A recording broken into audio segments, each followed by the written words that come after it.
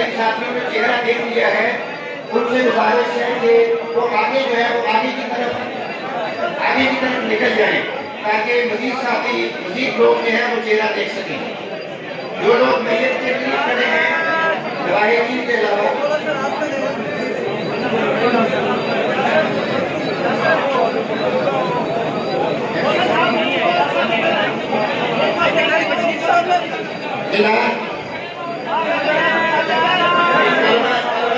का जिक्र जारी रखें, अपनी ज़बानों को काफी शहादत से ताज़ा रखें। जिन लोगों ने चेहरा देख लिया है उनसे गुजारिश है कि वो आगे मूव करते जाएं ताकि बाकी लोग भी चेहरा देख सकें। मिलने का काम पे थोड़ा आगे निकल के करें। मैयत के करीब जो लोग खड़े हैं उनसे गुजारिश है कि वो आगे थोड़ा सा आगे या पीछे मूव कर जाए।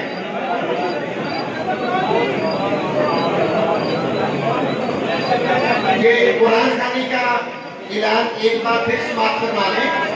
15 अगस्त बाद नमाज़े असर